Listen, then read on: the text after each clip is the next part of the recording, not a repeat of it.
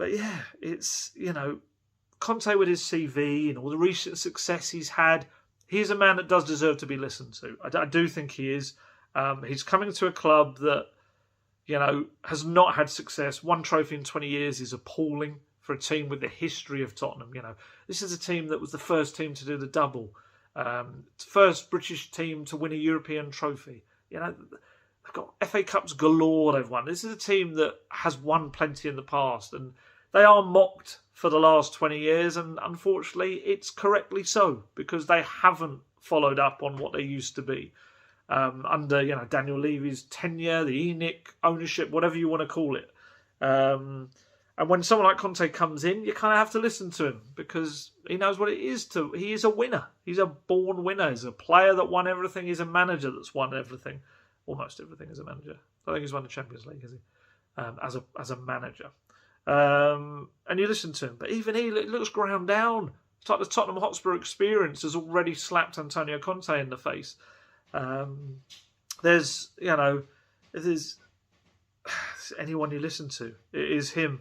But it's also on him as well too. He has to try to bring that kind of mentality into the camp, that aggressiveness, that mean edge that he's talking about, the thing he wants his players to do and have, because ultimately, if the players aren't showing that, ship them out and bring in a younger player that will. We talk about Oliver Skipp being only 21 and coming in, but actually showing that hunger and desire.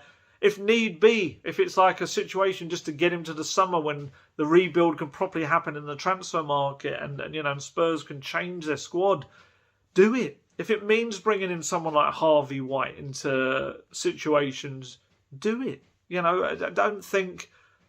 I don't know if what you may be losing in terms of experience and perhaps by someone's perception, a quality level, what you're gaining in hunger and desire, maybe you balance up. I don't know. It's just me kind of spitballing there. But,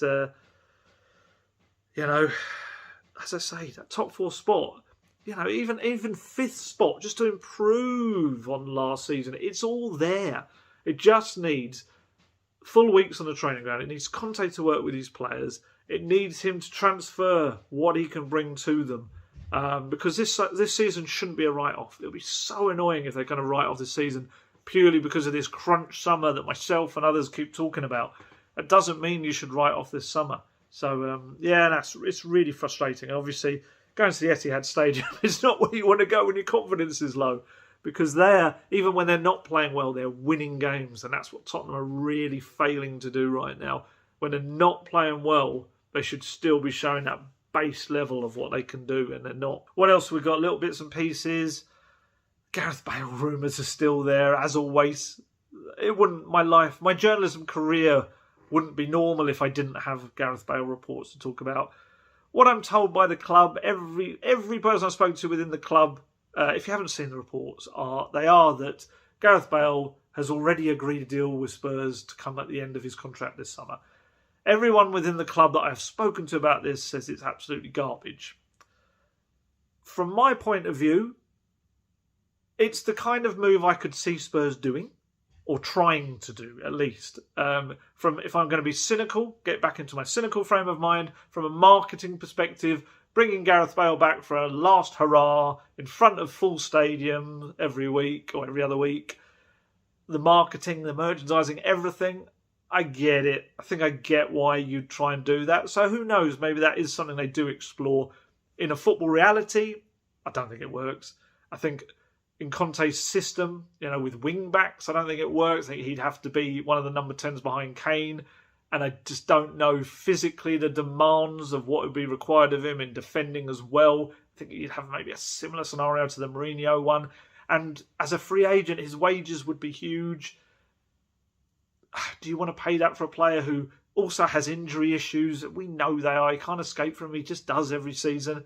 I just don't know whether actually balanced up it makes real sense, as much as I loved seeing Gareth Bale back last season.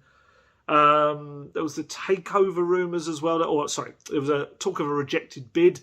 Again, everyone I've spoken to about that has said it's not true. And there was some people that even suggested for that type of company that had been mentioned, it wasn't actually something that physically they were able to do or something. you know, my kind of thoughts on it. I know there's a fair few people that would love to see Tottenham sold. They're frustrated with Enoch, frustrated Dan Levy, whatever you want to call it.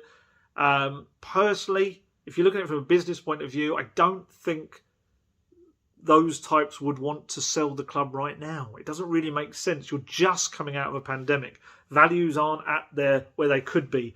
There's a lot of, you know, as people are always moaning about, there's a lot of development to be done around the stadium and the training ground that would maximise the value and all that sort of stuff.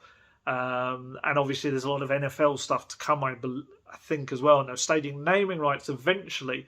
I think as a package to sell, I don't think Tottenham's a plump enough turkey, as it were, to really sell. I think that's still to come. But, you know, every time Daniel Levy is asked about it in like a supporters trust meeting, he always makes it very clear it's not for sale. You ask people at the club, they'll say it's not for sale. Obviously, that's not the be-all and end-all if people say that. Because ultimately, if you offer enough, you know, if it's a silly amount, then everyone's for sale. Everything is for sale. But I just kind of feel like now doesn't feel like the right time. And again, just because people say that rejected bid thing isn't true, that's not to say it isn't. Because, you know, is that something you would disclose either way? You know, I want to make that very clear. I'm not kind of doing down a report or anything. It's just very much that's what I'm being told. I think that's it. It's kind of in terms of housekeeping, just kind of tidying up any last bits there. But I think that's really it. Man City at the weekend. I think I've got to drive up there and back because of the kickoff time and trains aren't great. It's a whole northern run of games right now. I think I've got a few very exotic stayovers to be had at hotels in Burnley and Middlesbrough to come up. Train up to Leeds as well. So, you know, Tottenham haven't been performing at home. Maybe that's what they need, is a few trips on the road to galvanise them. But there you go. Right, I'm going to head off now.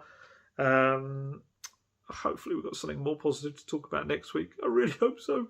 Even just a good performance. Even if it is to be a defeat, a good performance to build on. You know, Tottenham are a bit of a bogey side for Man City. They've had wins there. They've had wins at home. Man City do see them as a team that gives them problems. And with a full week of training, you never know. That's what I'm going to cling on to. That's what I hope for. So, yeah, there you go. As always, stay healthy, stay safe, look after yourselves, and I shall catch you later. Goodbye.